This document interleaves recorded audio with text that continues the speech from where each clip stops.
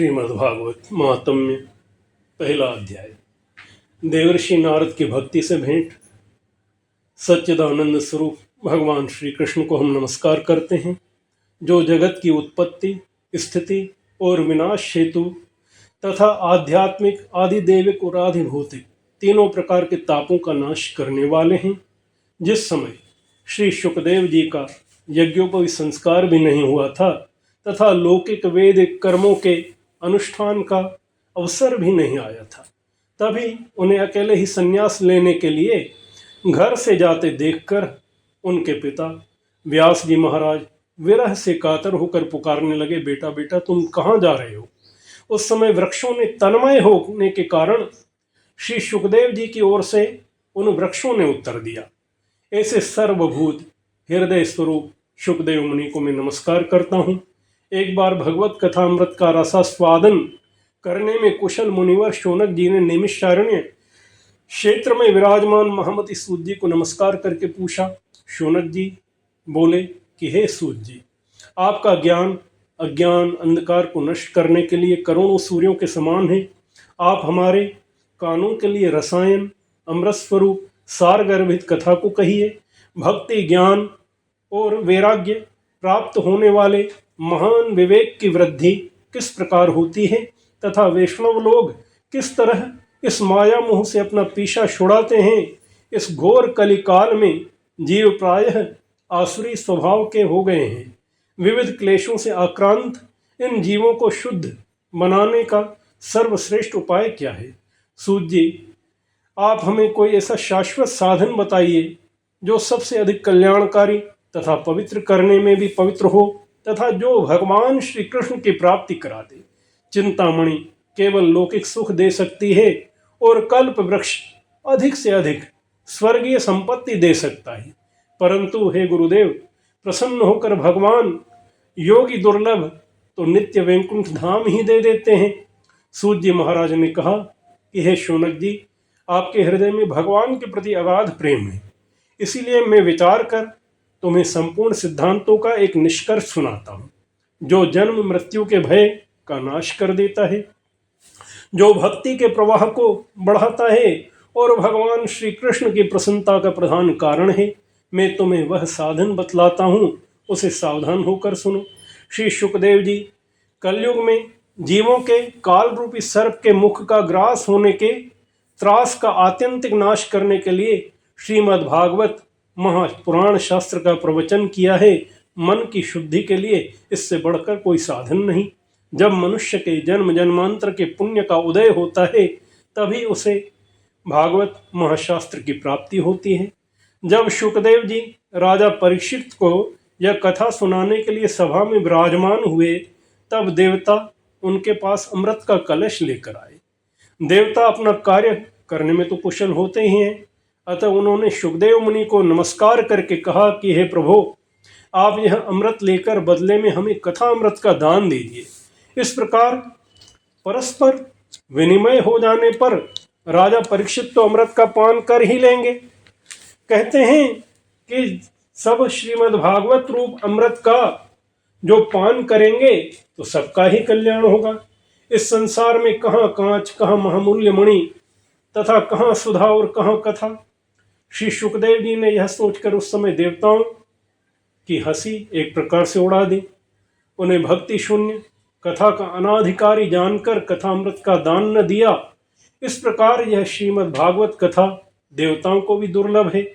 पूर्व काल में श्रीमद् भागवत के श्रवण से ही राजा परीक्षित की मुक्ति देखकर ब्रह्मा जी को बड़ा आश्चर्य हुआ था। उन्होंने सत्यलोक में तराजू बांधकर सब साधनों को तोला। अन्य सभी साधन तोल में तो हल्के पड़ गए। अपने महत्व के कारण भागवत ही सबसे भारी रहा। यह देखकर सभी ऋषियों को बड़ा विस्मय हुआ। उन्होंने कलयुग में इस भगवत रूप भागवत महाशास्त्र को ही पढ़ने सुनने से तत्काल मोक्ष देने वाला निश्चय किया। सप्ताह विधि के श्रवण करने वाले निश्चय भक्ति को प्राप्त तो हो ही जाते हैं। पूर्व काल में इसे दयापरायण सनकादि ऋषिवरों ने देवऋषि नारद जी को सुनाया था। यद्यपि देवऋषि ने पहले ब्रह्मा जी के मुख से इसे श्रवण कर लिया था, तथापि सप्ताह श्रवण की विधि तो उन्होंने सनकादिक ऋषियों ने ही उन्हें बताई। शौनक जी ने पूछा, सांसारिक प्रपंच से मुक्त एवं विचरणशील नारद जी का सनकादि ऋषियों के साथ संयोग कहाँ हुआ? विधि विधान के श्रवण उनको कैसे प्राप्त हुए? कैसे उनकी प्रीति हुई? सूत जी महाराज बोले, अब मैं तुम्हें वह भक्तिपूर्ण कथानक सुनाता हूँ जो श्री सुखदेव जी ने मुझे अपना अनन्य शिष्य जानकर एकांत में सुनाया था। एक दिन विशालपुरी में वे चारों निर्मल ऋषि सत्संग के लिए आए। वहां उन्होंने नारद जी को देखा। सनकादि मुनीश्वरों ने पूछा कि हे ब्राह्मण, आपका मुख उदास क्यों हो रहा? आप चिंतातुर कैसे हैं? इतनी जल्दी आप जा कहाँ रहे और आपका आगमन हुआ कहाँ से है? इस समय तो आप उस पुरुष के समान व्याकुल जान पड़ते हैं जिनका सारा धन एक प्रकार से लुट गया हो। आप जैसे आसक्ति रहित पुरुषों के लिए हे नारद जी यह उचित कहाँ है? इसका कारण बताइए। नारद जी कहते हैं कि मैं सर्वोत्तम लोक समझकर पृथ्वी में आया था। यहाँ पुष्कर गया, प्रयाग, काशी, गोदावरी, हरिद्वार, कुरुक्षेत्र, श्रीरंग, सेतुबंध आदि अनेक तीर्थों में इधर उधर विचरता रहा, किंतु मुझे कहीं भी मन को संतोष देने वाली शांति न मिली। इस समय अधर्म के सहायक कलयुग ने सारी पृथ्वी को पीड़ित करके रखा हुआ है। अब यहाँ सत्य, तप, शुद्धि, दयादान आदि कुछ भी नहीं बचा है। बेचारे जीव केवल अपना पेट पालने में लगे हैं। वे असत्यभाषी, आलसी, मंदबुद्धि, भाग्यहीन, उपद्रवग्रस्त हो गए हैं। जो साधु संत कहे जाते हैं उनमें भी पाखंड व्याप्त हो गया है। देखने में तो वे विरक्त हैं, किंतु स्त्री, धन आदि सभी का परिग्रह जोड़ते चले जाते हैं। घरों में स्त्रियों का तो राज्य है, साले सलाहकार, लोभ से लोग कन्या विक्रय करते हैं। स्त्री पुरुषों में कलह मचा रहता है कलयुग में। महात्माओं के आश्रम, तीर्थ और नदियों पर तो यमनों, विधर्मियों का अधिकार सा हो गया है। उन दुष्ट लोगों ने बहुत से देवालय भी नष्ट कर दिए हैं। इस समय यहाँ न कोई योगी है, न सिद्ध है, न ज्ञानी है, न सत्कर्म करने वाला ही है। सारे साधन इस समय कलि रूप दावानल में जलकर भस्म हो गए हैं। सत्कर्म करने वाला ही है जो यहाँ उपस्थित नहीं। सारे साधन इस समय कलिरूप दावानल से जलकर भस्म हो गए हैं। इस कलयुग में सभी देशवासी बाजारों में अन्न बेचने लगे हैं। ब्राह्मण पैसा लेकर वेद पढ़ाते हैं और स्त्रियां वेश्यावृत्ति से निर्वाह करने लगी हैं। इस तरह कलयुग के दोष देखता और पृथ्वी पर विचरता हुआ मैं यमुना जी के तट पर जा पहुंचा, जहां भगवान श्री कृष्ण की अनेक लीलाएं हो चुकी हैं। मुनिवरों सुनिए, वहां मैंने एक बड़ा आश्चर्य देखा। वहां एक स्त्री खिन्न मन से बैठी थी। उसके पास दो वृद्ध पुरुष अचेत अवस्था में पड़े थे और जोर जोर से सांस ले रहे थे। वह तरुणी स्त्री उनकी सेवा करती हुई कभी उन्हें चेतना देने का प्रयत्न करती कि उठो, और कभी उनके आगे आके रोने लगती, वे न उठते तो। इस प्रकार अपने शरीर के रक्षक परमात्मा को दशों दिशाओं में देख रही थी। उसके चारों ओर सैकड़ों स्त्रियां उसे पंखा झल रही थी और बार बार समझाती जा रही थी। दूर से यह सब चरित्र देखकर मुझे कौतूहल हुआ। उसके पास चला गया। मुझे देखकर वह युवती तो खड़ी हो गई, बड़ी व्याकुल होकर कहने लगी। युवती बोली है, अजी महात्मा जी, क्षण भर ठहर जाइए, मेरी चिंता को भी नष्ट कर दीजिए। आपका दर्शन तो संसार के सभी पापों को सर्वथा नष्ट कर देने वाला है। आपके वचनों से मेरे दुख की भी शांति हो जाएगी। मनुष्य का जब बड़ा भाग्य होता है तभी तो हे मुनिवर, हे नारद जी, आपका दर्शन होता है। नारद जी कहते हैं, तब मैंने उस स्त्री से पूछा कि देवी आप कौन हैं? ये दोनों पुरुष जो आपके सम्मुख हैं, और ये कौन हैं? ये जो कमलनेमी अन्य स्त्रियां जो आपको पंखा कर रही हैं, तो यह कौन है? हमें विस्तार से अपने दुख का कारण बताओ। उस युवती ने कहा, मेरा नाम तो भक्ति है। यह ज्ञान और वैराग्य मेरे पुत्र हैं। समय के फेर से ही ऐसे जर्जर हो गए हैं। ये देवियां गंगादि इत्यादि नदियां हैं, यह सब मेरी सेवा करने के लिए आई हैं। इस प्रकार साक्षात देवियों के द्वारा सेवित होने पर भी मुझे सुख और शांति नहीं मिल पा रही। हे तपोधन, ध्यान देकर मेरा वृतांत सुनिए। मेरी कथा वैसे तो प्रसिद्ध है, फिर भी उसे सुनकर आप मुझे शांति प्रदान करें। मैं द्रविड़ देश में उत्पन्न हुई, कर्नाटक में बढ़ी, कहीं कहीं महाराष्ट्र में सम्मानित हुई, किंतु गुजरात में मुझको बुढ़ापे ने आ घेरा। वहां घोर कलयुग के प्रभाव से पाखंडियों ने मुझे अंग भंग कर दिया। भक्ति माता कहती हैं कि चिरकाल तक यह अवस्था रहने के कारण मैं अपने पुत्रों के साथ दुर्बल और निस्तेज हो गई हूँ। ज्ञान वैराग्य, दुर्बल, निस्तेज, यह आपको दिख रहे हैं। अब जब से मैं वृंदावन आई तो मैं तो रूपवती नवयुवती हो गई, किंतु मेरे सामने मेरे यह दोनों पुत्र ज्ञान और वैराग्य थके मांदे दुखी हो रहे हैं। अब मैं यह स्थान छोड़कर अन्यत्र जाना चाहती हूँ। ये दोनों तो वृद्ध हो गए हैं, इसी दुख से मैं दुखी हूँ। मैं तरुणी क्यों हूँ, यह दोनों पुत्र बूढ़े क्यों? हम तीनों साथ रहने वाले, भक्ति ज्ञान वैराग्य साथ रहने वाले, फिर यह विपरीतता क्यों? होना तो यह चाहिए कि माता बूढ़ी हो और पुत्र तरुण हो। इसी से मैं आश्चर्यचकित चित्त से अपनी इस अवस्था पर शोक करती रहती हूँ। आप परम बुद्धिमान योग निधि हैं, इसका क्या कारण हो सकता है बताइए।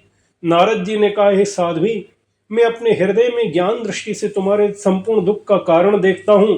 तुम्हें विषाद न करना चाहिए, श्री हरि तुम्हारा कल्याण करेंगे।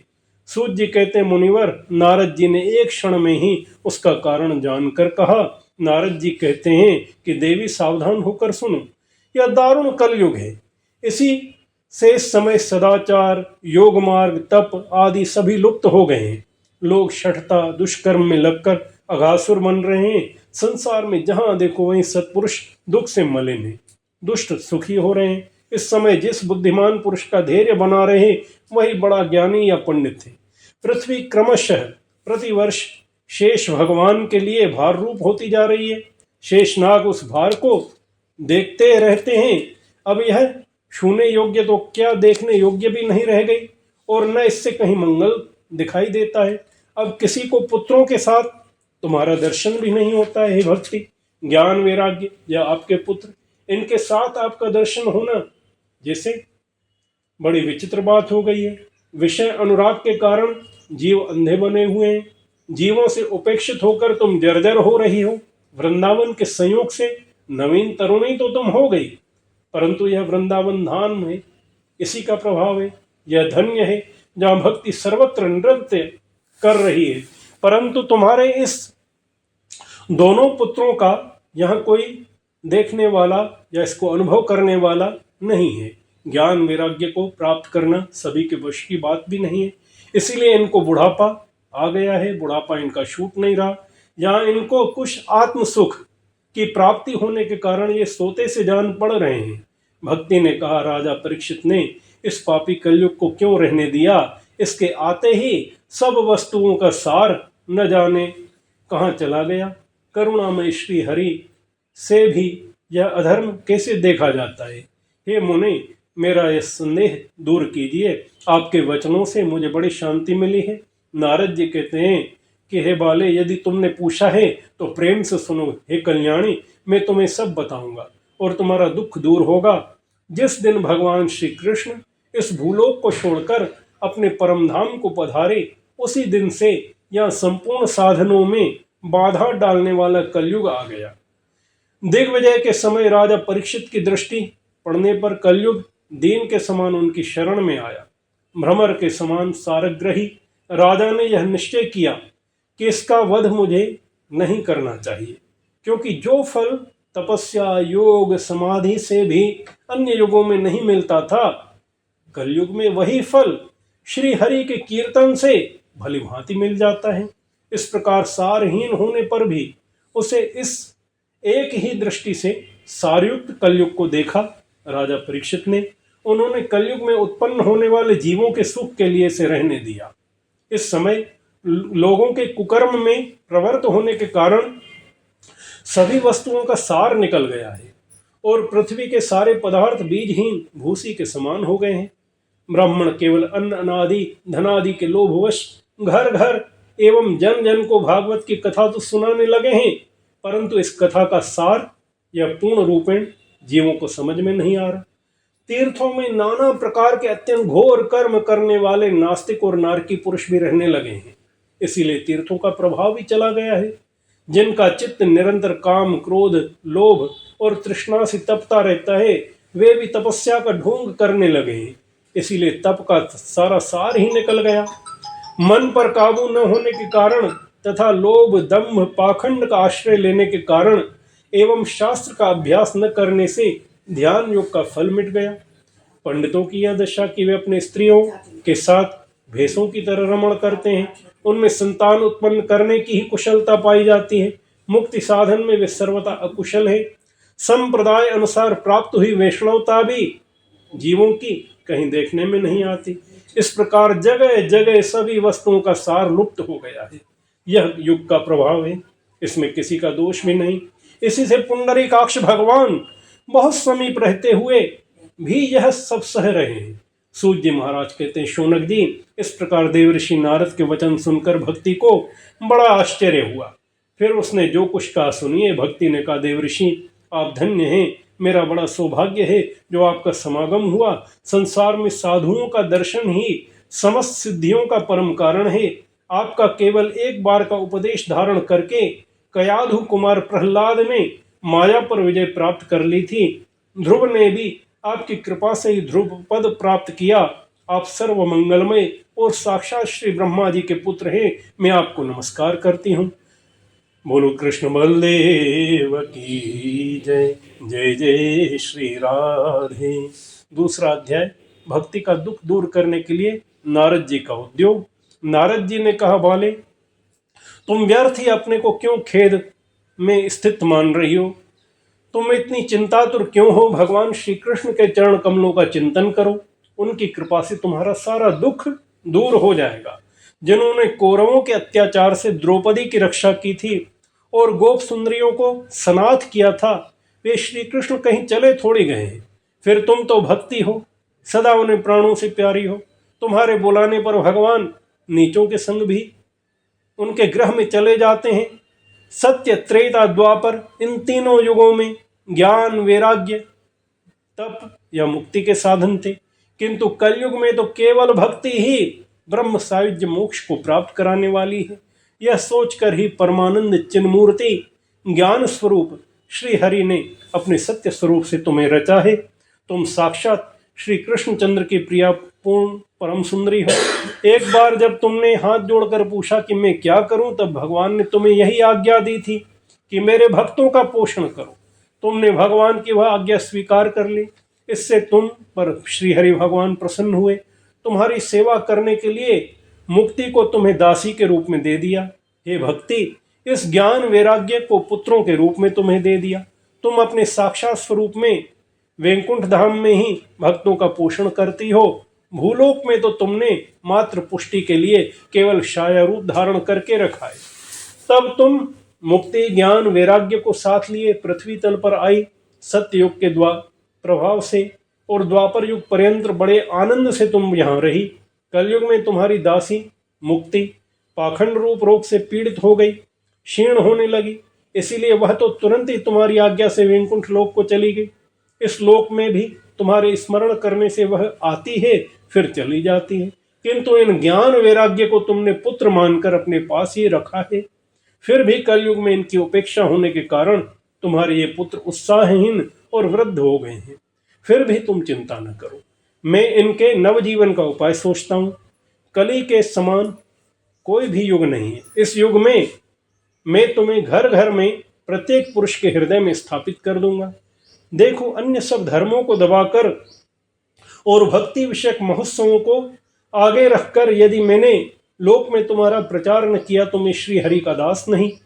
इस कलयुग में जो जीव तुमसे युक्त होंगे वे पापी होने पर भी बेखट भगवान श्री कृष्ण के अभय धाम को प्राप्त होंगे। जिनके हृदय में निरंतर प्रेम रूपिणी भक्ति निवास करती है, वे शुद्धांतःकरण पुरुष स्वप्न में भी यमराज को नहीं देखते। जिनके हृदय में भक्ति महारानी का निवास है, उन्हें प्रेत, पिशाच, राक्षस, दैत्य आदि स्पर्श करने में समर्थ नहीं हो सकते। भगवान तप, वेदाध्ययन, ज्ञान और कर्म आदि किसी भी साधन से वश में नहीं आते हैं। वे केवल भक्ति से ही वशीभूत होते हैं। इसमें श्री गोपीजन तो प्रमाण ही हैं। मनुष्यों का सहस्त्रों जन्म के पुण्य प्रताप से भक्ति में अनुराग होता है और कलयुग में केवल भक्ति ही सार है। भक्ति से तो साक्षात श्री कृष्णचंद्र सम्मुख उपस्थित हो जाते हैं। जो लोग भक्ति से द्रोह करते हैं वे तीनों लोकों में दुख ही दुख पाते हैं। पूर्व काल में भक्त का तिरस्कार करने वाले दुर्वासा ऋषि को भी बड़ा कष्ट उठाना पड़ा था। बस व्रत, तीर्थ, योग, यज्ञ, ज्ञान, चर्चा आदि बहुत से साधनों की और कोई आवश्यकता भी नहीं। एकमात्र यदि भक्ति धारण कर ली जाए तो वह मुक्ति देने वाली है। सूत जी कहते हैं, इस प्रकार नारद जी के निर्णय किए हुए महात्म्य को सुनकर भक्ति के सारे अंग तो पुष्ट हो गए। वे उनसे कहने लगी, हे नारद जी, आप श्रेष्ठ हैं, धन्य हैं। आपकी मुझ में निश्चल प्रीति है। मैं सदा आपके हृदय में रहूंगी, कभी आपको छोड़कर न जाऊंगी। हे साधो, आप बड़े कृपालु हैं। आपने क्षण भर में ही मेरा सारा दुख दूर कर दिया, किंतु अभी यह मेरे पुत्रों में कोई चेतना न आई है। आप इन्हें शीघ्र ही सचेत कीजिए, जगाइए। सूत जी कहते हैं, भक्ति के यह वचन सुनकर नारद जी को बड़ी करुणा उपस्थित हुई। वे उन्हें अपने हाथों से हिला डुला कर जगाने लगे। फिर उनके कान के पास मुंह लगाकर जोर से कहा, अरे हे ज्ञान, हे वैराग्य, जल्दी जाग पड़ो। फिर उन्होंने वेद ध्वनि की, वेदांत घोष किया और बार बार गीता पाठ करके उन्हें जगाया। किंतु ज्ञान और वैराग्य तो जैसे जोर लगाकर उठे, किंतु आलस्य के कारण फिर दोनों जमाइल लेते रहे। नेत्र उघाड़ कर देख भी न पाए। उनके बाल बगुलों की तरह सफेद हो गए। उनके अंग प्राय सूखे काष्ठ के समान निस्तेज और कठोर हो गए। इस प्रकार भूख प्यास के मारे अत्यंत दुर्बल होने के कारण उन्हें फिर सोते देखकर नारद जी को बड़ी चिंता हुई और वे सोचने लगे, अब मुझे क्या करना चाहिए। इनकी तो यह नींद जा नहीं रही और इनका वृद्धावस्था दूर कैसे होगी। शौनक जी इस प्रकार चिंता करते करते वे भगवान का स्मरण करने लगे। उसी समय आकाशवाणी हुई कि हे मुनि, खेद मत करो, तुम्हारा यह उद्योग निस्संदेह सफल होगा। हे देवऋषि, इसके लिए एक सत्कर्म करो। वह कर्म तुम्हें संत श्रोमणी महानुभाव बताएंगे। उस सत्कर्म का अनुष्ठान करते ही क्षण भर में इन ज्ञान और वैराग्य की नींद वृद्धावस्था चली जाएगी। सर्वत्र भक्ति का प्रसार होगा। यह आकाशवाणी वहां सभी को साफ साफ सुनाई दी। इससे नारद जी को विस्मय हुआ। वे कहते हैं, मुझे तो इसका कुछ आशय भी समझ में नहीं आया। नारद जी बोले, इस आकाशवाणी में भी गुप्त रूप से ही बात कही गई। यह नहीं बताया गया वह कौन सा साधन किया जाए जिससे यह कार्य सिद्ध हो। वे संत न जाने कहाँ मिलेंगे, किस प्रकार उस साधन को बताएंगे। अब आकाशवाणी ने जो कुछ कहा उसके अनुसार मुझे क्या करना चाहिए। सूत जी कहते हैं, शौनक जी, तब ज्ञान वैराग्य दोनों को वहीं छोड़कर नारद जी वहां से चल पड़े और प्रत्येक तीर्थों में जा जाकर मिलने वाले मुनीश्वरों से वह साधन पूछने लगे कि ज्ञान वैराग्य की वह वृद्धावस्था कैसे जाए। उनकी इस बात को सुनते सब थे, किंतु उसके विषय में कोई कुछ भी निश्चित उत्तर न देता था। किन्हीं ने उसे असाध्य बताया, कोई बोले इसका ठीक ठीक पता लगाना ही कठिन है। कोई सुनकर चुप रह गए। कोई कोई तो अपनी अवज्ञा होने के भय से बात को टालकर इधर उधर खिसक गए। त्रिलोकी में महान आश्चर्य हाहाकार मच गया। लोग आपस में कानाफूसी करने लगे, भाई जब वेद ध्वनि, वेदांत घोष, गीता पाठ सुनाने पर भक्ति, ज्ञान वैराग्य, इनमें ज्ञान वैराग्य नहीं जगे तो और कौन सा उपाय है। स्वयं योगीराज नारद जी को भी जिसका ज्ञान नहीं है उसे दूसरे संसारी लोग कैसे बता सकते हैं। इस प्रकार जिन ऋषियों ने इसके विषय में पूछा, उन्होंने निर्णय करके यही कहा कि यह बात तो दुस्साध्य ही है। तब नारद जी बहुत चिंतातुर हुए। बद्रिका आश्रम में, बद्रीवन में वे आए ज्ञान वैराग्य को जगाने के लिए। वहां उन्होंने यही निश्चय किया कि मैं तप करूंगा। उसी समय उन्हें अपने सामने करोड़ों सूर्यों के समान तेजस्वी सनकादि मुनीश्वर दिखाई दिए। उन्हें देखकर वे मुनिश्रेष्ठ कहने लगे। नारद जी ने कहा, हे महात्माओं, इस समय बड़े भाग्य से मेरा आप लोगों के साथ समागम हुआ है और आप तो विद्वान हैं। आप देखने में 5-5 वर्ष के बालक जान पड़ते हैं। हे मुनीश्वरों, किंतु हे पूर्वजों के भी पूर्वज, आप लोग सदा वैकुंठ धाम में निवास करते हैं, निरंतर हरि कीर्तन में तत्पर रहते हैं, भगवत लीला अमृत का रसास्वादन कर सदा उन्हीं में उन्मत्त रहते हैं और एकमात्र भगवत कथा ही आपके जीवन का आधार है। हरि शरणम, भगवान ही हमारे रक्षक हैं। यह वाक्य सर्वदा आपके मुख में रहता है। इसी से काल प्रेरित वृद्धावस्था भी आपको बाधा नहीं पहुंचाती है। पूर्व काल में आपके भ्रूभंग मात्र से भगवान विष्णु के द्वारपाल जय और विजय तुरंत पृथ्वी पर गिर गए थे और फिर आपकी ही कृपा से पुनः वैकुंठ लोक में पहुंच गए। धन्य है। इस समय आपका दर्शन बड़े सौभाग्य से ही मुझे प्राप्त हुआ है। मैं बहुत दीन हूँ, आप लोग स्वभाव से दयालु हैं, इसलिए मुझ पर आपको अवश्य कृपा करनी चाहिए। बताइए, आकाशवाणी ने जिसके विषय में कहा वह कौन सा साधन है और मुझे किस प्रकार उसका अनुष्ठान करना चाहिए? आप इसका विस्तार से वर्णन कीजिए। भक्ति, ज्ञान, वैराग्य किस प्रकार उन्हें सुख मिल सकता है और किस तरह प्रेम पूर्वक सब वर्णों में उनकी प्रतिष्ठा की जा सकती है। सनकादि ऋषियों ने कहा, हे देवर्षि, आप चिंता न करें, मन में प्रसन्न हो। उनके उद्धार का एक सरल उपाय पहले ही विद्यमान है। नारद जी, आप धन्य हैं, आप विरक्तों के श्रोमणी हैं, श्री कृष्णदासों के शाश्वत पथ प्रदर्शक एवं भक्ति योग के भास्कर हैं। आप भक्ति के लिए जो उद्योग कर रहे हैं यह आपके लिए कोई आश्चर्य की बात नहीं है। भगवान के भक्त के लिए तो भक्ति की सम्यक स्थापना करना ही उचित है। ऋषियों ने संसार में अनेक मार्ग प्रकट किए, किंतु वे सभी कष्ट साध्य हैं और परिणाम में प्राय स्वर्ग की प्राप्ति कराने वाले हैं। अभी तक भगवान की प्राप्ति कराने वाला मार्ग तो गुप्त ही रहा। उसका उपदेश करने वाला पुरुष प्रायः भाग्य से ही मिलता है। आपको आकाशवाणी ने जिस सत्कर्म का संकेत किया उसे हम बतलाते हैं। आप प्रसन्न और समाहित चित्त होकर सुनिए। नारद जी, द्रव्य यज्ञ, तप यज्ञ, योग यज्ञ और स्वाध्याय ज्ञान यज्ञ, यह सब तो स्वर्ग आदि की प्राप्ति कराने वाले कर्म की ही ओर संकेत करते हैं। पंडितों ने ज्ञान यज्ञ को ही सत्कर्म, मुक्तिदायक कर्म का सूचक माना है। वह श्रीमद् भागवत पारायण है, जिसका गान शुकादि महानुभावों ने किया है। उसके शब्द सुनने से ही भक्ति, ज्ञान, वैराग्य का बड़ा बल मिलेगा। इससे ज्ञान वैराग्य का कष्ट मिट जाएगा, भक्ति को आनंद मिलेगा। सिंह की गर्जना सुनकर जैसे भेड़िए भाग जाते हैं, उसी प्रकार श्रीमद् भागवत की ध्वनि से कलयुग के सारे दोष नष्ट हो जाएंगे। तब प्रेम रस प्रवाहित करने वाली भक्ति, ज्ञान, वैराग्य को साथ लेकर प्रत्येक घर और व्यक्ति के हृदय में वह क्रीड़ा करेगी। नारद जी ने कहा, मैंने वेद वेदांत की ध्वनि गीता पाठ करके उन्हें बहुत जगाया, किंतु फिर भी भक्ति, ज्ञान, वैराग्य यह तीनों न जगे। ऐसी स्थिति में श्रीमद् भागवत सुनाने से वे कैसे जगेंगे? क्योंकि इस कथा के प्रत्येक श्लोक और प्रत्येक पद में भी वेदों का ही तो सारांश है। आप लोग शरणागत वत्सल हैं, आपका दर्शन हे सनकादि ऋषिवरों व्यर्थ नहीं होता। इसीलिए मेरा यह संदेह दूर कीजिए, इस कार्य में विलंब न कीजिए। सनकादि ऋषिवरों ने कहा कि श्रीमद् भागवत की कथा वेदों और उपनिषदों के सार से ही बनी है, इसीलिए उनसे अलग उनकी फलरूपा होने के कारण वह बड़ी उत्तम जान पड़ती है।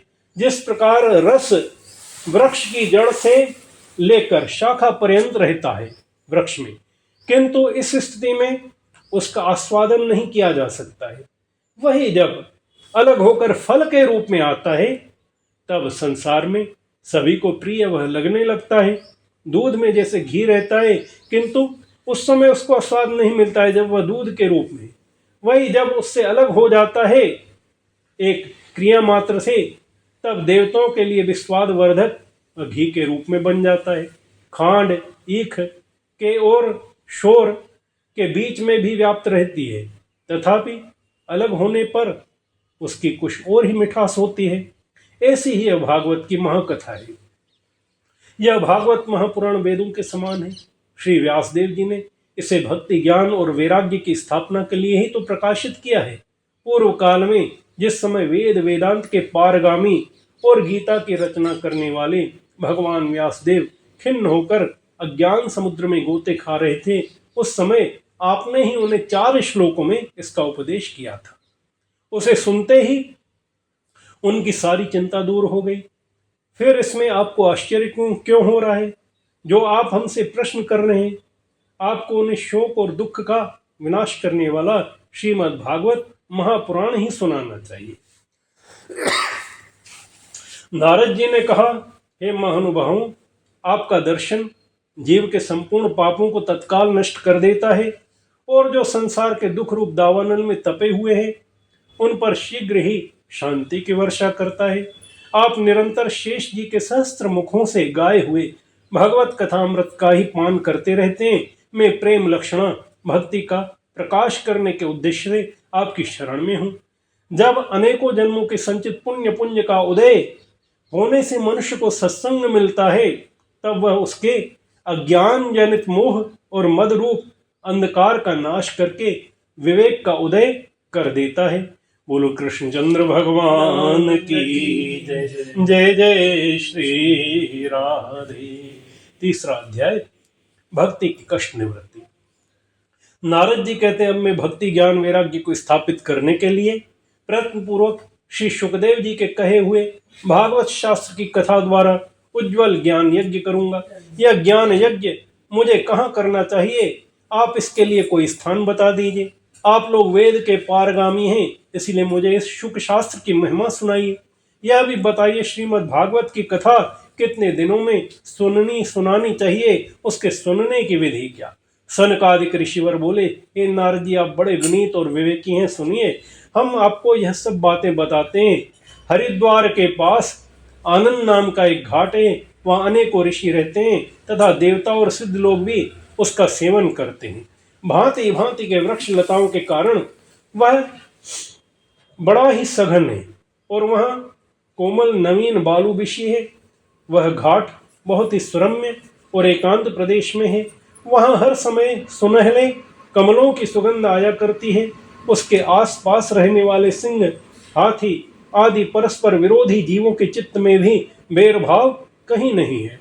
वहाँ आप बिना किसी विशेष प्रयत्न के ही ज्ञान यज्ञ का आरंभ कर दीजिए। उस स्थान पर कथा में अपूर्व आनंद जीवों के लिए प्रकट होगा। इस प्रकार सनकादि ऋषिवर बताते हैं कि रस का उदय होगा। भक्ति भी अपनी आंखों से ही आपके सामने निर्बल और जराजीर्ण अवस्था में पड़े हुए ज्ञान वैराग्य को साथ लेकर वहां आ जाएगी। क्योंकि जहां भी श्रीमद् भागवत की कथा होती है, वहां ये भक्ति ज्ञान वैराग्य अपने आप पहुंच जाते हैं। वहां कानों में कथा के शब्द पढ़ने से ही यह तरुण हो जाएंगे। सूत जी कहते हैं, इस प्रकार नारद जी के साथ सनकादिक भी श्रीमद् भागवत कथामृत का पान करने के लिए वहां से तुरंत गंगा तट पर आए। जिस समय वे तट पर पहुंचे, भूलोक देवलोक ब्रह्मलोक सभी जगह कथा का कहीं प्रचार हो गया। जो जो भगवत कथा के रसिक विष्णु भक्त थे, वे सभी श्रीमद् भागवत कथामृत का पान करने के लिए सबसे आगे दौड़ दौड़ कर आने लगे। भृगु वशिष्ठ च्यवन गौतम मेधातिथि देवल देवरात परशुराम विश्वामित्र शाकल मार्कंडे दत्तात्रेय पिप्लाद योगेश्वर व्यास और पराशर शायाशुक जाजली और जहनु आदि सभी प्रधान प्रधान मुनिगण अपने अपने पुत्र शिष्य और स्त्रियों समेत बड़े प्रेम से वहां आए। इनके सिवा वेद वेदांत मंत्र तंत्र 17 पुराण और 100 शास्त्रों में मूर्तिमान होकर वे भी वहां उपस्थित हो गए। गंगा आदि नदियां, पुष्कर आदि सरोवर, कुरुक्षेत्र आदि समस्त क्षेत्र आदि सारी दिशाएं, दंडक आदि वन, हिमालय आदि पर्वत तथा देव गंधर्व दानव सभी कथा सुनने उपस्थित हुए। जो लोग अपने गौरव के कारण नहीं आए, महर्षि भृगु उन्हें समझा बुझा कर ले आए। तब कथा सुनाने के लिए दीक्षित होकर श्री कृष्ण परायण सनकादि नारद जी के दिए हुए श्रेष्ठ आसन पर विराजमान हुए। उस समय सभी श्रोताओं ने उनकी वंदना की। श्रोताओं में वैष्णव, विरत, सन्यासी और ब्रह्मचारी लोग आगे बैठे। उन सब के आगे नारद जी विराजमान हुए।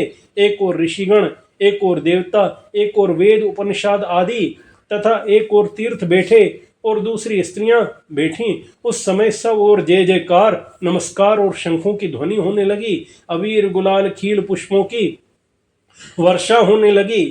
कोई कोई देवश्रेष्ठ तो विमानों में चढ़कर वहां बैठे हुए सब लोगों पर कल्प वृक्ष के पुष्पों की वर्षा करने लगे। सूत जी कहते हैं, इस प्रकार पूजन के समाप्त होने पर जब सब लोग एकाग्रचित्त हो गए, तब सनकादि ऋषि महात्मा नारद जी को श्रीमद् भागवत का महात्म्य स्पष्ट करके सुनाने लगे। सनकादि ऋषिवरों ने कहा, अब हम आपको इस भागवत महाशास्त्र की महिमा सुनाते हैं। इसके श्रवण मात्र से मुक्ति जैसे सम्मुख आ जाती है। श्रीमद् भागवत की कथा सदा सर्वदा सेवन आस्वादन करना चाहिए।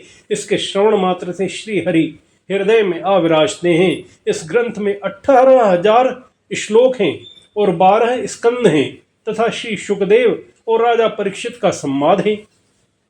आप यह भागवत शास्त्र ध्यान देकर सुनिए। यह जीव तभी तक अज्ञानवश इस संसार चक्र में भटकता है जब तक क्षण भर के लिए कानों में इस शुक शास्त्र की कथा नहीं पड़ती।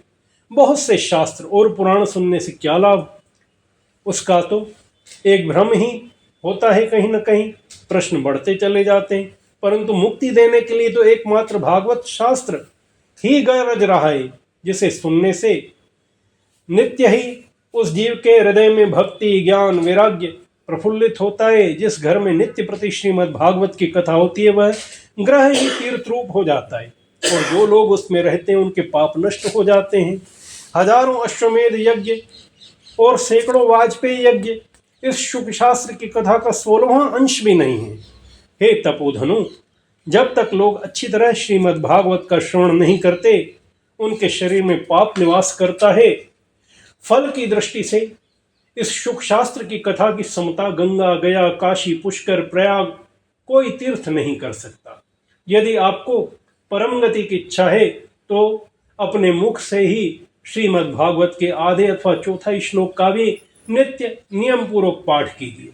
ओमकार, गायत्री, पुरुष सूक्त, तीनों वेद, श्रीमद् भागवत, ओम नमो भगवते वासुदेवाय, यह 12 मंत्र, 12 मूर्तियों वाले सूर्य भगवान, प्रयाग, संवत्सर रूप, काल, ब्राह्मण, अग्निहोत्र, गौ, 12 तिथि, तुलसी, वसंत ऋतु, भगवान पुरुषोत्तम, इन सब में बुद्धिमान लोग वस्तुतः कोई अंतर भी नहीं मानते।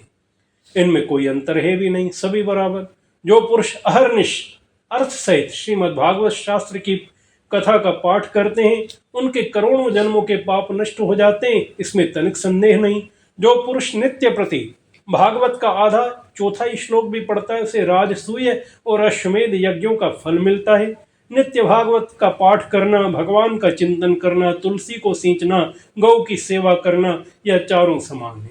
जो पुरुष अंत समय में श्रीमद् भागवत का वाक्य सुन लेता है उस पर भगवान प्रसन्न हो जाते हैं और भगवान उसे वैकुंठ धाम देते हैं। जो पुरुष इस सिंहासन पर स्थापित करके विष्णु भक्तों को भागवत महापुराण की कथा दान करता है वह अवश्य ही भगवान का सायुज्य प्राप्त कर लेता है।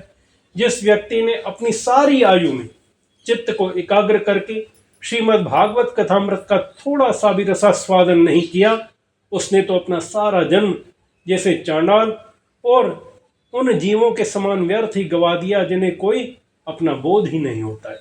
वह तो अपनी माता को प्रसव पीड़ा पहुंचाने के लिए ही जीव उत्पन्न होते हैं। जिसने शुक शास्त्र के थोड़े भी वचन न सुने वह पापात्मा तो जीता हुआ ही मृतक के समान है। पृथ्वी के भार रूप उस पशुतुल्य मनुष्य को धिक्कार है। यूं तो स्वर्ग में देवताओं में प्रधान इंद्रादि कहा करते हैं। संसार में श्रीमद् भागवत की कथा का मिलना अवश्य ही कठिन। जब करोड़ों जन्मों का पुण्योदय इसकी प्राप्ति हो गई होती जाती है। नारद जी, आप बड़े ही बुद्धिमान और योग निधि हैं। प्रयत्न पूर्वक कथा का श्रवण कीजिए। इसे सुनने के लिए दिन का कोई नियम नहीं, इसे तो सर्वदा ही सुनना चाहिए। इसे सत्य भाषण और ब्रह्मचर्य पालन पूर्वक सर्वदा ही सुनना श्रेष्ठ माना गया है। किंतु कलयुग में ऐसा होना कठिन है न, इसीलिए इसकी शुकदेव जी ने एक विशेष विधि बताई, वह भी जान लें। कलयुग में बहुत दिनों तक जीव भक्ति मार्ग में स्थिर नहीं हो पाता है।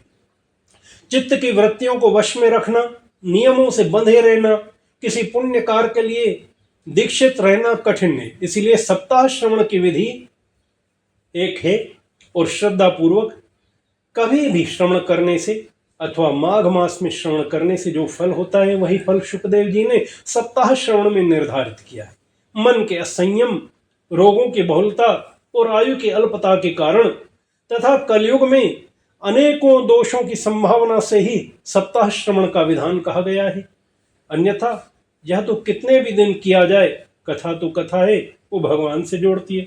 जो फल तप, योग, समाधि से भी प्राप्त नहीं हो सकते वह सर्वांग रूप में सप्ताह श्रवण में भी मिल जाता है। सप्ताह श्रवण यज्ञ बहुत बड़ा ही है, व्रत से बढ़कर है, तप से कहीं बढ़कर है, तीर्थ सेवन से भी बढ़कर है, योग से बढ़कर है, यहाँ तक कि ध्यान और ज्ञान भी उससे भी बढ़कर है। इसकी विशेषता का कहाँ तक वर्णन करें, यह तो सभी से बढ़ चढ़ कर है।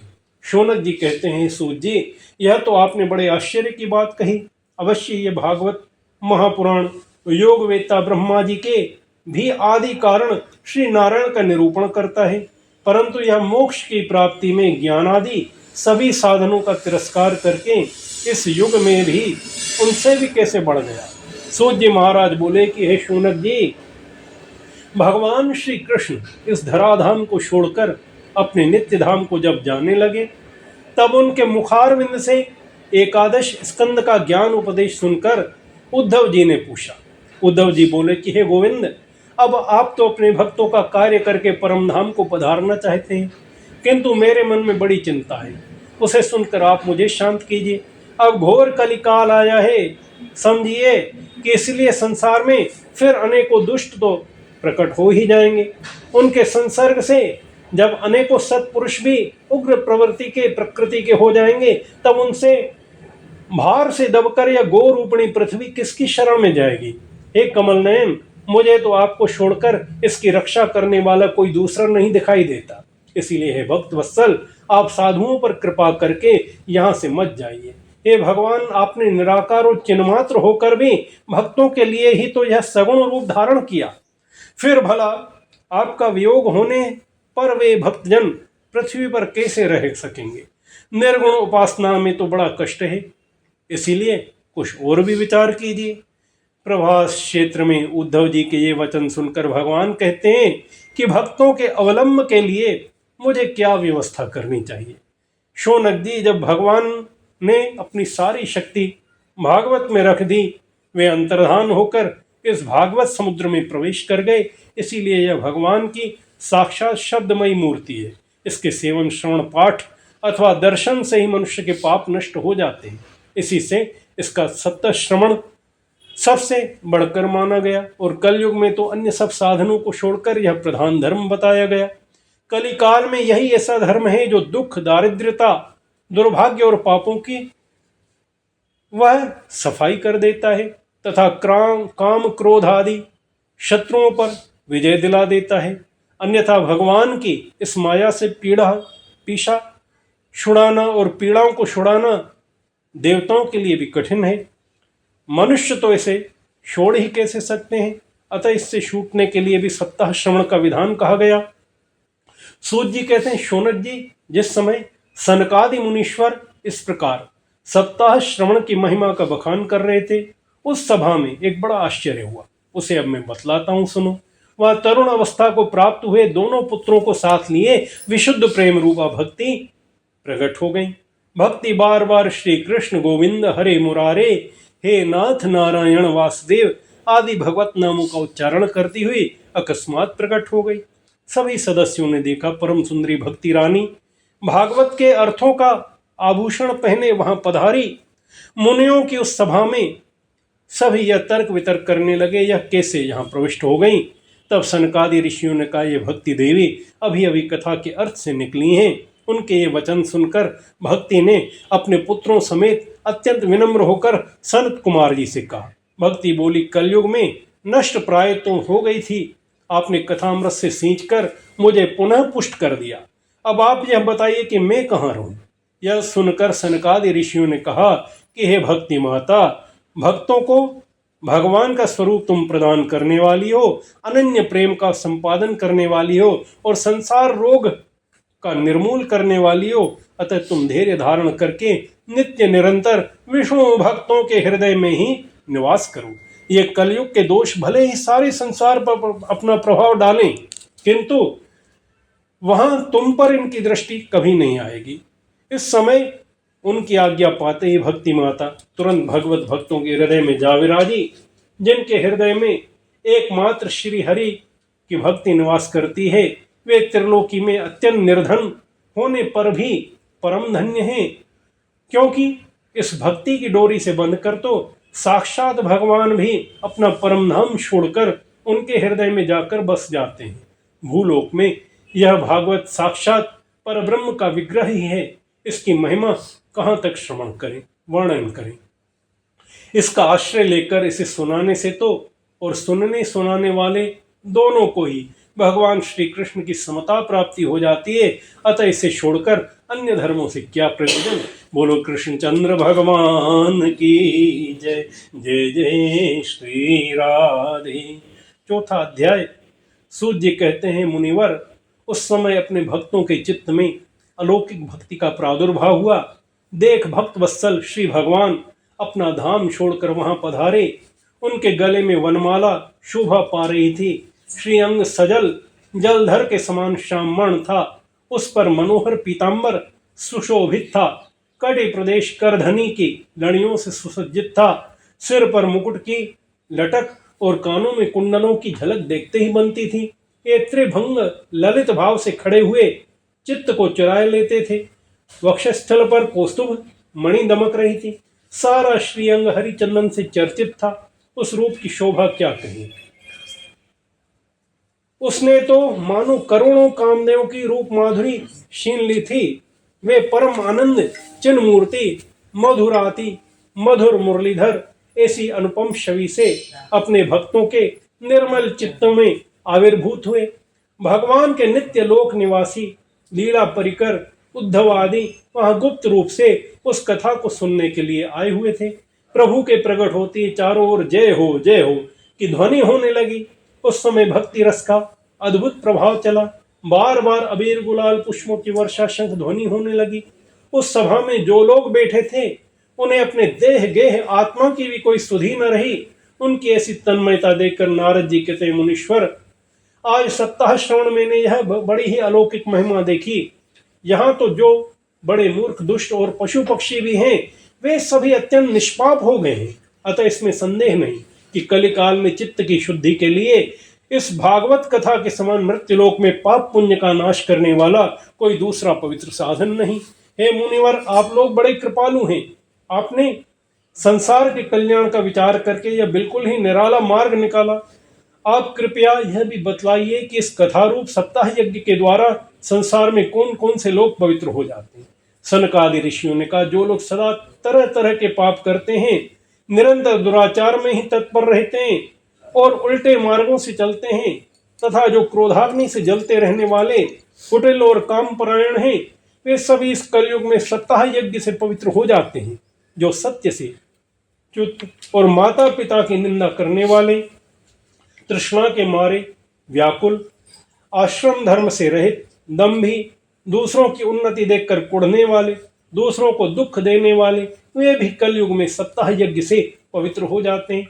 जो मदिरापान, ब्रह्महत्या, स्वर्ण की चोरी, गुरु स्त्री गमन और विश्वासघात, ये 5 महापाप करने वाले, शल शर्म परायण, क्रूर पिशाचों के समान निर्दयी, ब्राह्मणों के धन से पुष्ट होने वाले और व्यभिचारी हैं, वे भी कलयुग में सप्ताह यज्ञ से पवित्र हो जाते हैं।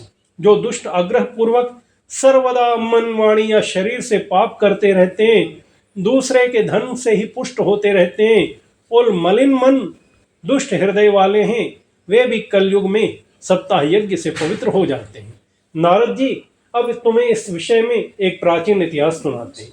उसके सुनने से ही सब पाप नष्ट हो जाते हैं। पूर्व काल में तुंगभद्रा नदी के तट पर एक अनुपम नगर बसा हुआ था। वहां सभी वर्णों के लोग अपने अपने धर्मों का आचरण करते हुए सत्य और सत्कर्मों में तत्पर रहते थे। उस नगर में समस्त वेदों का विशेषज्ञ और श्रोत स्मार्त कर्मों में निपुण एक आत्मदेव नाम के ब्राह्मण रहते थे। वह आत्मदेव साक्षात सूर्य के समान तेजस्वी थे। वह धनी होने पर भी भिक्षाजीवी नहीं थे। उसकी प्यारी पत्नी धुंधली, कुलीन, सुंदरी होने पर भी सदा अपनी बात पर अड़ जाने वाली थी। उसे लोगों की बात करने में सुख मिलता था। स्वभाव क्रूर था। प्रायः कुछ न कुछ बकवाद करती रहती थी। गृह कार्य में तो निपुण थी, परंतु कृपण थी, झगड़ालू थी। इस प्रकार ब्राह्मण दंपत्ति प्रेम से अपने घर में तो रहते थे, विहार करते थे। उनके पास अर्थ भोग विलास की सामग्री भी बहुत थी, घर द्वार भी सुंदर थे, परंतु उससे उन्हें सुख नहीं था। जब अवस्था बहुत ढल गई उन आत्मदेव ब्राह्मण की, तब उन्होंने संतान के लिए तरह तरह के पुण्य कर्म आरंभ किए। वे दीन दुखियों को गौ, पृथ्वी, स्वर्ण, वस्त्र आदि दान करने लगे। इस प्रकार धर्म मार्ग में उन्होंने अपना आधा धन तो समाप्त कर दिया, तो भी उन्हें पुत्र या पुत्री किसी का भी मुख देखने को न मिला, संतान घर में नहीं हुई। इसीलिए अब वह ब्राह्मण बहुत ही चिंतातुर रहने लगे। एक दिन वह ब्राह्मण आत्मदेव दुखी होकर घर से निकल वन को चले। दोपहर के समय उन्हें प्यास लगी, इसीलिए एक तालाब पर आए। संतान के अभाव के दुख ने उसके शरीर को बहुत सुखा दिया था, इसीलिए थक जाने के कारण जल पीकर वहीं बैठ गया। 2 घड़ी बीतने पर वहां एक सन्यासी महात्मा आए। जब ब्राह्मण देवता ने देखा कि वे जल पी चुके, तब उनके पास आत्मदेव गए और चरणों में नमस्कार किया। सामने खड़े होकर लंबी सांसें लेते कहने लगे कि हे सन्यासी, आपको नमस्कार है। सन्यासी ने पूछा, कहो ब्राह्मण देवता, दुखी क्यों हो, इतनी चिंता क्यों है? जल्दी ही मुझे अपने दुख का कारण बताओ। ब्राह्मण कहते, महाराज, मैं अपने पूर्व जन्म के पापों से संचित दुख का वर्णन क्या करूं? अब मेरे पितरों द्वारा दी हुई जलांजलि के जल को अपनी चिंताजनक सांस से कुछ गर्म करके वे पीते हैं। देवता और ब्राह्मण मेरा दिया हुआ प्रसन्न मन से स्वीकार नहीं करते। संतान के लिए मैं इतना दुखी हो गया हूं कि मुझे सब सूना सूना ही दिखाई देता है। मैं प्राण त्याग के लिए यहां आया था। संतानहीन जीवन को तो धिक्कार है, संतानहीन ग्रह को भी धिक्कार है, संतानहीन धन को भी धिक्कार है और संतानहीन कुल को भी धिक्कार है। यह मैं समझ रहा हूं। मैं जिस गाय को पालता हूं वह सर्वथा बांझ हो जाती है। जो पेड़ लगाता हूं उस पर फल फूल नहीं लगते।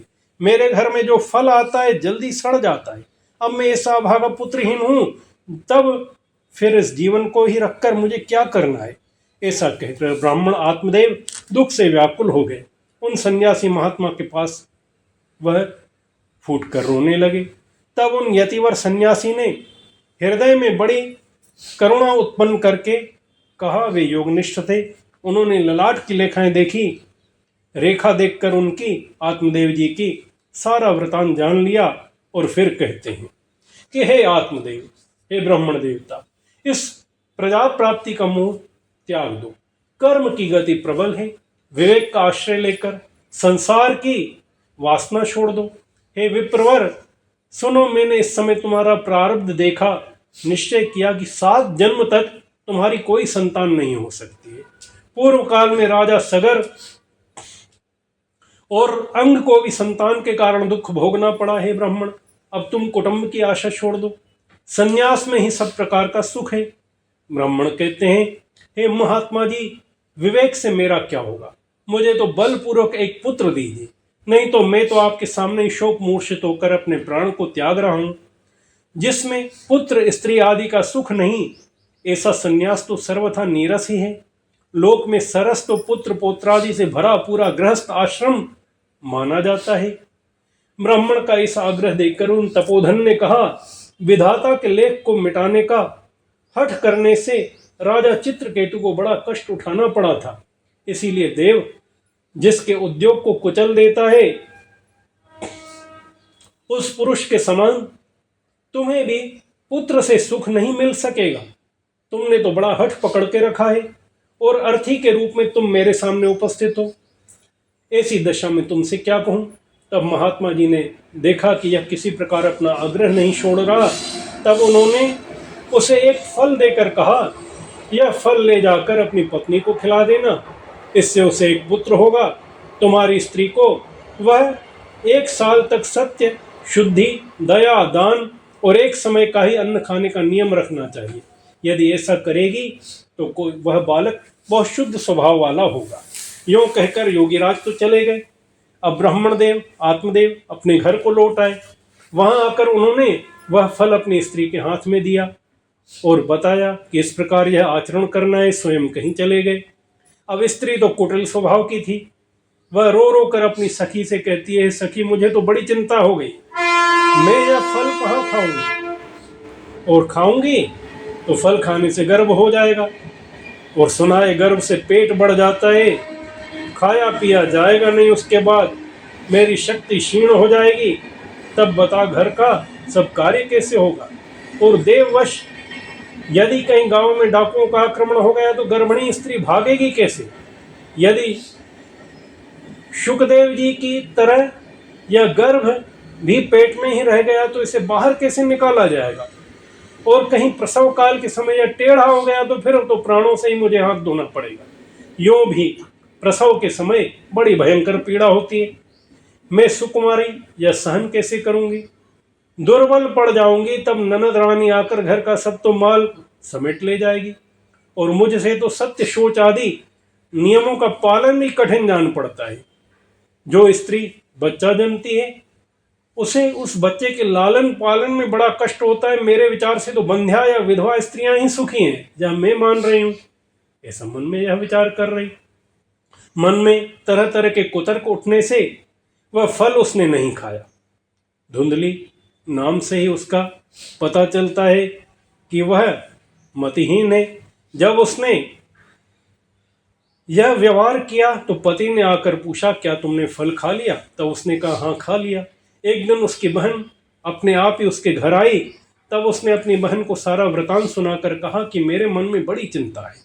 मैं इस दुख के कारण दिनों दिन दुबली होती जा रही हूँ। बहन, करूँ क्या? बहन ने कहा कि मेरे पेट में तो एक पुत्र है, बच्चा है। प्रसव होने पर यह बालक मैं तुझे दे दूंगी। तब तुम गर्भवती के समान अपने ही घर में गुप्त रूप से सुख से रहो। तुम मेरे पति को कुछ धन दे देना, वे तुम्हें अपना बालक दे देंगे। ऐसी युक्ति हम करेंगे जिससे सब लोग यही कहें कि यह बालक 6 महीने का होकर मृत हो गया और मैं नित्य प्रति तेरे घर आकर उस बालक का पालन पोषण करती रहूंगी।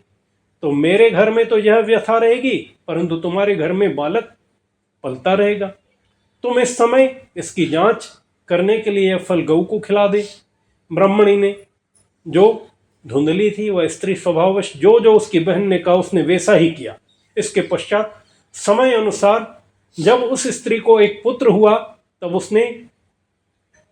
उसके पिता ने चुपचाप लाकर उसे धुंधली को, ब्राह्मण की पत्नी को, आत्मदेव की पत्नी को उसे दे दिया और उसने आत्मदेव को सूचना दी कि मेरे सुखपूर्वक बालक हो गया है। इस प्रकार आत्मदेव को पुत्र की प्राप्ति हुई। सब लोगों को बड़ा आनंद हुआ। ब्राह्मण ने उसका जात कर्म संस्कार करके ब्राह्मणों को दान दिया। उसके द्वार पर गाना बजाना तथा अनेक प्रकार के मांगलिक कृत्य होने लगे। धुंधली ने अपने पति से कहा कि मेरे स्तन में दूध तो नहीं, फिर गौ आदि किसी अन्य जीव के दूध से इस बालक का किस प्रकार पालन करूंगी? मेरी बहन को अभी पुत्र हुआ है जो मृत हो गया, उसे बुलाकर अपने यहाँ रख लेते हैं। वह आपके इस पुत्र का पालन पोषण करने लगेगी। तब पुत्र की रक्षा के लिए आत्मदेव ने वैसा ही किया। माता धुंधली ने उस बालक का नाम अपने मन से धुंधुकारी रखा। इसके बाद 3 महीने बीतने पर उस गौ के भी एक मनुष्य आकार का बच्चा हुआ। वह सर्वांग सुंदर, दिव्य निर्मल तथा स्वर्ण की कांति वाला था। उसे देखकर ब्राह्मण देवताओं को बड़ा आनंद हुआ। उसने स्वयं ही उसके सब संस्कार किए। इस समाचार से और भी सब लोगों को बड़ा आश्चर्य हुआ। वे उस बालक को देखने के लिए आए तथा आपस में कहने लगे, देखो भाई, अब आत्मदेव ब्राह्मण का किस अभाग्य उदय हुआ है। किस आश्चर्य की बात है कि गौ को भी एक दिव्य बालक का वह बछड़ा उत्पन्न हुआ है। उस रूप का देवयोग से इस गुप्त रहस्य का किसी को भी पता न लगा। आत्मदेव ने उस बालक के गौ के जैसे कान देकर उसका नाम गौकर्ण रखा। कुछ काल बीतने पर दोनों बालक युवा होते चले गए। उनमें गौकर्ण तो बड़ा पंडित हुआ और ज्ञानी भी हुआ, किंतु धुंधुकारी बड़ा ही दुष्ट निकला। स्नान शौचादि ब्राह्मणोचित आचारों का उसमें कोई भी नाम न था, न खान पान का ही उसे कोई परहेज था। क्रोध उसमें बढ़ा चढ़ा था। अब बुरी बुरी वस्तुओं का संग्रह करता, मुर्दे के हाथ से छुआया हुआ अन्न भी खा लेता। इस प्रकार दूसरों की चोरी करना, सब लोगों से द्वेष बढ़ाना उसका स्वभाव बन गया। छिपे छिपे वह दूसरों के घरों में आग लगा देता। दूसरे के बालकों को खिलाने के लिए गोद में लेता, उन्हें चटकर कुएं में डाल देता। हिंसा का उसे व्यसन हो गया। हर समय उसे अस्त्र शस्त्र धारण किए देखा जाता और बेचारे अंधे दीन दुखियों को व्यर्थ व तंग करता। चांडालों से उसका विशेष प्रेम था। बस हाथ में फंदा लिए कुत्तों की टोली के साथ शिकार की टोह में घूमता रहता। वेश्याओं के जाल में फंसकर उसने अपने पिता की सारी संपत्ति नष्ट कर दी। एक दिन माता पिता को मार पीट कर घर से सब बर्तन भांडे उठाकर ले गया। इस प्रकार जब सारी संपत्ति स्वाहा हो गई तब उसका कृपण पिता फूट फूट कर रोने लगा। बोला, इससे तो इसकी माँ का बांझ रहना ही अच्छा था। कुपुत्र तो बड़ा ही दुखदाई होता है। अब मैं क्या करूं, कहाँ रहूं, कहाँ जाऊं? मेरे इस संकट को कौन काटेगा? मेरे ऊपर तो बड़ी विपत्ति आ पड़ी है। इस दुख के कारण अवश्य मुझे एक दिन प्राण छोड़ने पड़ेंगे। उसी समय परम ज्ञानी गोकर्ण जी वहां आए। उन्होंने पिता को वैराग्य का उपदेश देते हुए कहा, समझाया कि हे पिताजी, यह संसार तो असार है, यह अत्यंत दुख रूप है और मोह में डालने वाला है। पुत्र किसका, धन किसका, स्नेहवान पुरुष रात दिन दीपक के समान जलता रहता है। सुख न तो इंद्र को है, न चक्रवर्ती किसी राजा को है। सुख है तो केवल विरक्त एकांत जीवी किसी मुनि को ही है। यह मेरा पुत्र है, इस अज्ञान को अब छोड़ दीजिए। मोह की वह यदि वृद्धि करेंगे तो नरक की प्राप्ति होगी। यह शरीर तो नष्ट होगा ही, इसीलिए सब कुछ छोड़कर वन में चले जाइए। गोकर्ण के वचन सुनकर आत्मदेव वन को जाने के लिए तैयार हो गए। उनसे कहने लगा, बेटा, वन में रहकर मुझे करना क्या चाहिए, मुझसे विस्तार पूर्वक कहो। मैं भी मूर्ख बन गया हूं, ब्राह्मणत्व जैसे समाप्त हो गया। अब तक कर्मवश इसने पाश में बंधा हुआ अपंग की भांति इस घर रूप अंधेरे कुएं में ही पड़ा रहा। तुम बड़े दयालु हो, इससे मेरा उद्धार करो। गोकर्ण ने कहा, पिताजी, यह शरीर हड्डी मांस रुधिर का एक पिंड है, इसे आप मैं मानना छोड़ दो। स्त्री पुत्रादि यह भी कुछ समय के लिए है, इन्हें भी अपना पूर्ण रूपेण मत मानो। इस संसार को रात दिन क्षण भंगुर देखो, इसकी किसी भी वस्तु को स्थायी न मानो। राग न रखो इसमें, बस एकमात्र वैराग्य रस के रसिक होकर भगवान की भक्ति में लगे रहो। भगवत जन ही सबसे बड़ा धर्म है, निरंतर उसी का आश्रय लिए रहें। अन्य सब प्रकार के लौकिक धर्मों से मुख मोड़ने, सदा साधु जनों की सेवा करें, भोगों की लालसा को पास भी न फटकने दें, जल्दी से जल्दी दूसरे के गुण दोषों का विचार करना छोड़कर एकमात्र भगवत सेवा और भगवान की कथाओं का रस ही पान करें। इस प्रकार पुत्र की वाणी से प्रभावित होकर आत्मदेव ने घर त्याग दिया, वन की यात्रा की। यद्यपि उसकी आयु उस समय 60 वर्ष की हो चुकी थी, फिर भी बुद्धि में पूर्ण दृढ़ता थी। वहां रात दिन भगवान की सेवा पूजा करने, नित्य नियम पूर्वक भागवत के दशम स्कंद का पाठ करने से उसने श्री कृष्णचंद्र जी को प्राप्त कर लिया। बोलो कृष्ण बलदेव की जय। जय जय श्री राधे। श्री कृष्ण गोविंद हरे मुरारे, हे नाथ नारायण वासुदेव। श्री कृष्ण गोविंद हरे मुरारे, हे नाथ नारायण वासुदेव। श्री कृष्ण गोविंद हरे मुरारे, हे नाथ नारायण वासुदेव। श्री कृष्ण गोविंद हरे मुरारे, हे नाथ नारायण वासुदेव। श्री कृष्ण गोविंद हरे मुरारे, हे नाथ नारायण वासुदेव। श्री कृष्ण गोविंद हरे मुरारे, हे नाथ नारायण वासुदेव। श्री कृष्ण गोविंद हरे मुरारे, हे नाथ नारायण वासुदेव। श्री कृष्ण गोविंद हरे मुरारे, हे नाथ नारायण वासुदेव। हे नाथ नारायण वासुदेव, हे नाथ नारायण वासुदेव। हे नाथ नारायण वासुदेव, हे नाथ नारायण वासुदेव।